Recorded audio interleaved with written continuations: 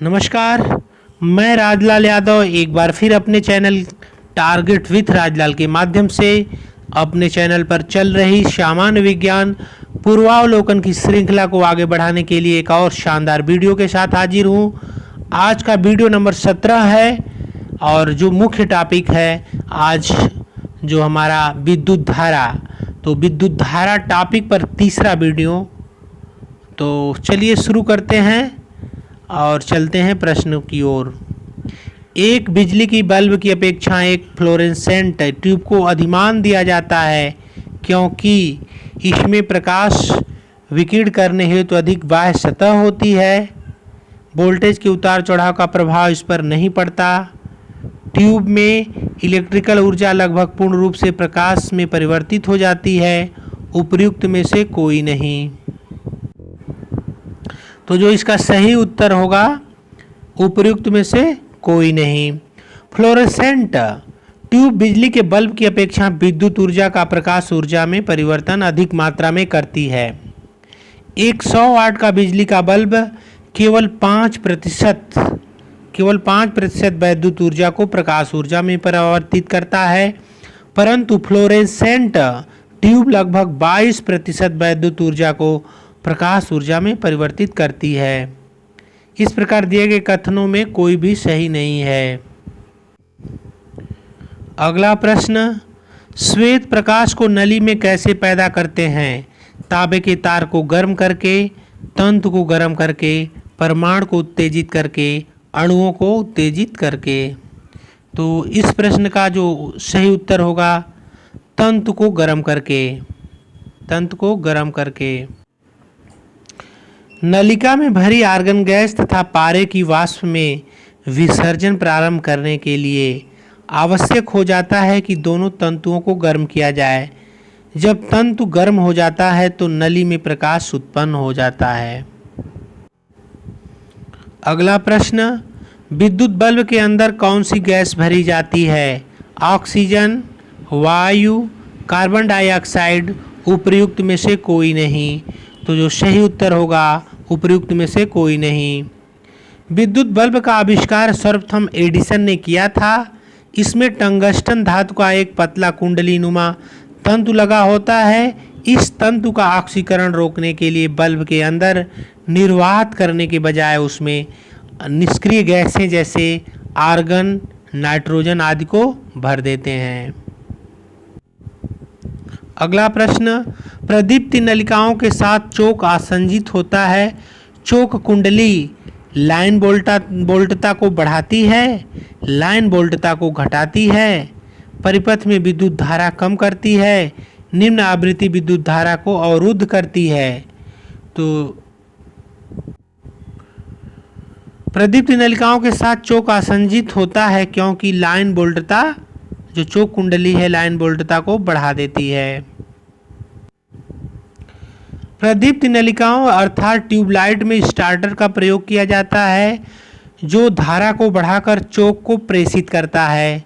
चोक कुंडली प्रेषित धारा की वोल्टता को बढ़ाकर ट्यूबलाइट को प्रेषित करता है जिससे ट्यूबलाइट जल जाती है। इसके पश्चात स्टार्टर का कार्य समाप्त हो जाता है तथा चोक उच्च वोल्टता को कम करने तथा कम वोल्टता को उच्च करने का कार्य करता है तथा ट्यूबलाइट को खराब होने से रोकता है।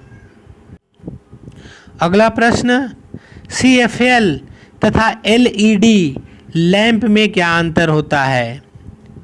प्रकाश उत्पन्न करने के लिए CFL पारावाष्प और संदीपक का प्रयोग करता है जबकि LED लैंप अर्धचालकों का प्रयोग करता है। CFL की औसत जीवन अवधि LED लैंप से बहुत अधिक होती है। LED लैंप की तुलना में CFL कम ऊर्जा सक्षम होता है। तो मित्रों जो इसका सही उत्तर होगा 1 और 3 होगा। 1 और 3। CFL कॉम्पैक्ट फ्लोरेसेंट लैंप में पारावाष्प से विद्युत गुजारकर परावैंगनी प्रकाश उत्पन्न किया जाता है जिसे लैंप के अंदर फास्फर कोटिंग से अवशोषित कराकर रोशनी उत्पन्न की जाती है। CFL का औसत कार्यकाल 6000 से लेकर 15000 घंटे तक हो सकता है जबकि एलईडी लैंप सामान्यतः 25 से 30 साल तक चल सकता है। एलईडी लैंपों में पारंपरिक अर्धचालक प्रकाश उत्सर्जक डायोडों, ऑर्गेनिक एलईडी या पॉलीमर एलईडी तकनीकी का प्रयोग होता है। सीएफएल की तुलना में एलईडी लैंप अधिक ऊर्जा सक्षम है। पारंपरिक प्रकाश बल्बों की तुलना में एलईडी 82% कम ऊर्जा की खपत करते हैं, जबकि प्रकाश बल्बों की तुलना में सीएफएल 85% कम ऊर्जा खपत करते हैं। अगला प्रश्न, एक तार में बहती विद्युत धारा एवं विभवांतर प्रत्येक को दुगुना बढ़ा दिया जाए तो परिपथ शक्ति क्या होगी? एक तार में बहती विद्युत धारा एवं विभवांतर प्रत्येक को दुगुना बढ़ा दिया जाए तो विद्युत शक्ति प्रभावित नहीं होगी, 4 गुना बढ़ जाएगी, 2 गुना बढ़ जाएगी, घटकर आधी हो जाएगी, इनमें से कोई नहीं। तो 4 गुना बढ़ जाएगी विद्युत शक्ति, क्या हो जाएगी? 4 गुना बढ़ जाएगी। अगला प्रश्न, 2 तारों की लंबाइयां, व्यास और प्रतिरोधकताएं सभी एक संबंधित 2 के अनुपात में हैं। अगर पतले तार का प्रतिरोध 10 ओम है तो मोटे तार का प्रतिरोध होगा 5 ओम, 10 ओम, 20 ओम, 40 ओम। तो मोटे तार का या पतले तार का जो मोटे तार का ओम जो होगा वो 10 ओम का होगा। मोटे तार का प्रतिरोध 10 ओम का होगा। अगला प्रश्न, समान प्रकार की छोटी बूंदें V वोल्ट तक आवेशित की गईं। यदि n बूंदें मिलकर एक बड़ी बूंद बनाती हैं तो इस बूंद का विभव कितना होगा? इस बूंद का जो विभव होगा n⁻2/3 इंटू V। अगला प्रश्न, नीचे 2 वक्तव्य दिए गए हैं जिनमें से एक को कथन और दूसरे को कारण कहा गया है। कथन, परिणामित्र या का प्रयोग वोल्टेजता के उच्चतम अथवा अपचयन के लिए किया जाता है। परिणामित्र का मतलब होता है ट्रांसफार्मर, का प्रयोग वोल्टता के उच्चयन या अपचयन के लिए किया जाता है। कारण है, परिणामित्र में ऐसी युक्ति है, परिणामित्र ऐसी युक्ति है जिसका प्रयोग निर्दिष्ट धारा या दिष्ट धारा या डायरेक्ट परिपथ में किया जाता है। तो इसका जो उत्तर होगा, जो इसका आंसर होगा, आंसर नंबर सी होगा। ए सही है परंतु आर गलत है। ए सही है परंतु आर गलत है। ट्रांसफार्मर या परिणामित्र किसी एक वैद्युत परिपथ से अन्य परिपथ में विद्युत प्रेरण द्वारा परस्पर जुड़े हुए चालकों के माध्यम से विद्युत ऊर्जा स्थानांतरित करता है। इसके द्वारा कम वोल्टता की विद्युत शक्ति को अधिक या अधिक वोल्टता की विद्युत शक्ति को कम वोल्टता में परिवर्तित किया जाता है और इसको दूर दूर तक भेजा भी जा सकता है। ट्रांसफार्मर केवल प्रत्यावर्ती धारा या विभवांतर के साथ कार्य करता है, दिष्ट या एक दिष्ट धारा में नहीं किया जाता है। कहने का मतलब ये है कि ट्रांसफार्मर या जो परिणामित्र है वह जो है कम वोल्टेज को अधिक वोल्टेज में और अधिक को कम में बदल सकता है और उसे दूर दूर तक भेज सकता है। और जो ट्रांसफार्मर का प्रयोग जो होता है केवल अल्टरनेटिव करंट के साथ होता है, डायरेक्ट करंट के साथ नहीं किया जा सकता इसका प्रयोग।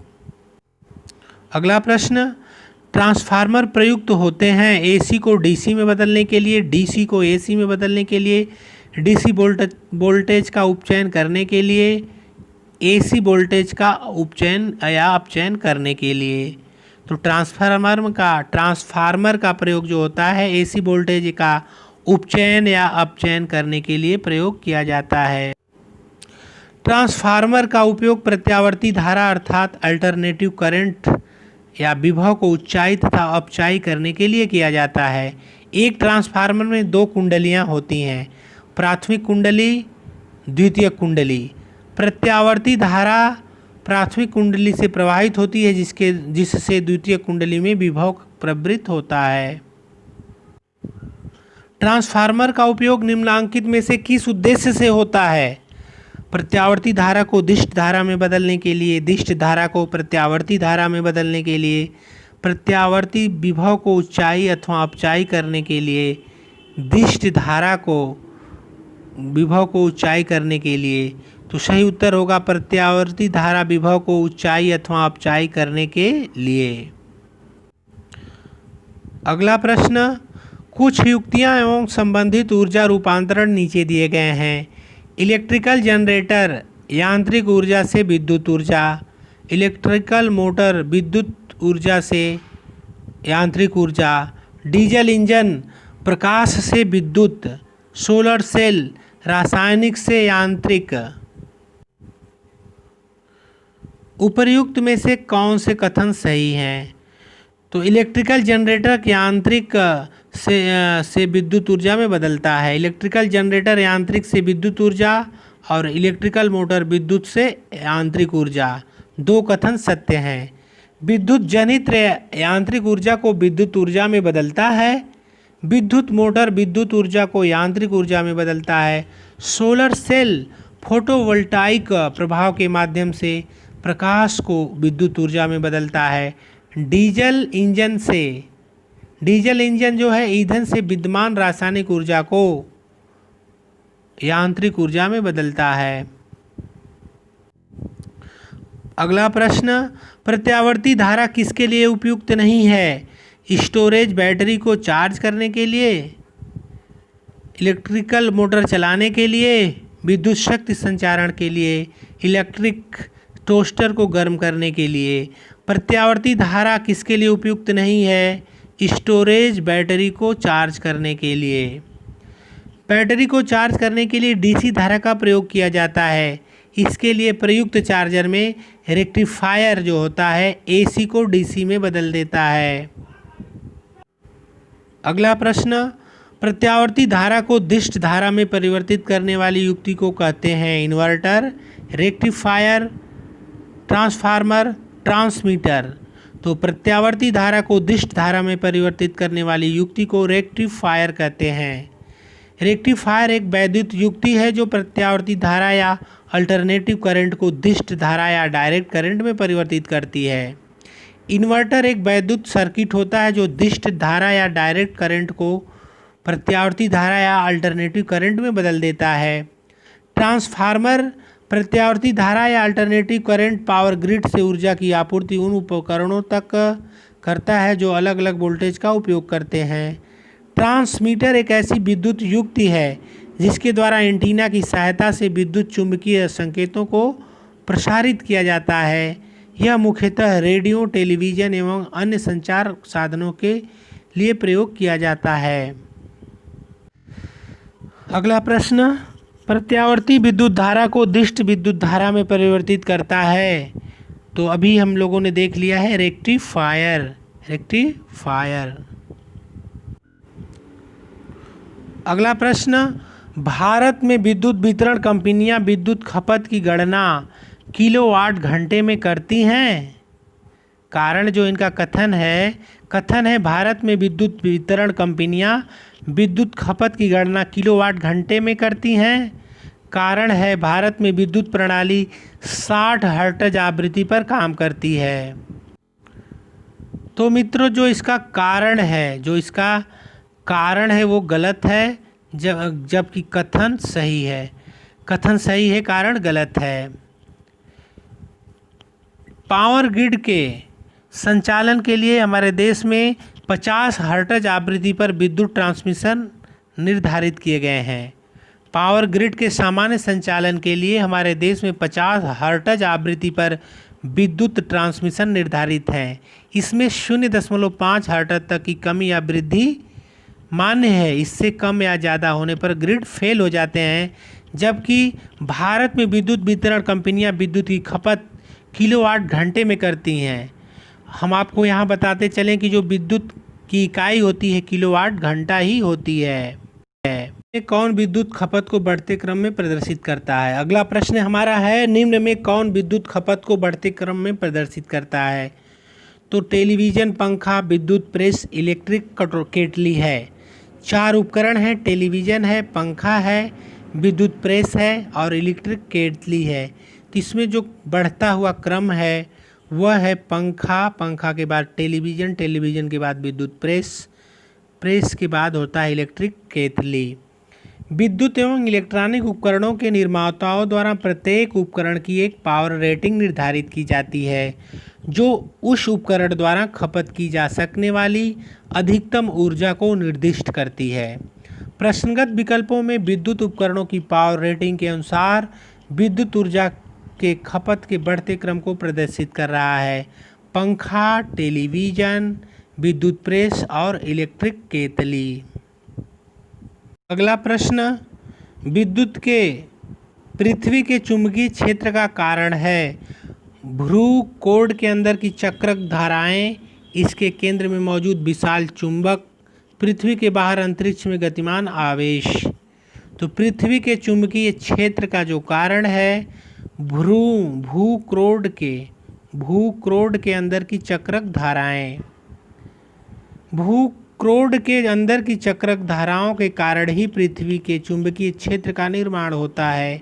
इसी को भूचुंबकीय क्षेत्र भी कहते हैं।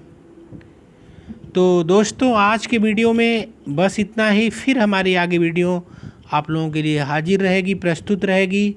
तब तक के लिए लेते हैं बड़ा सा ब्रेक। नमस्कार।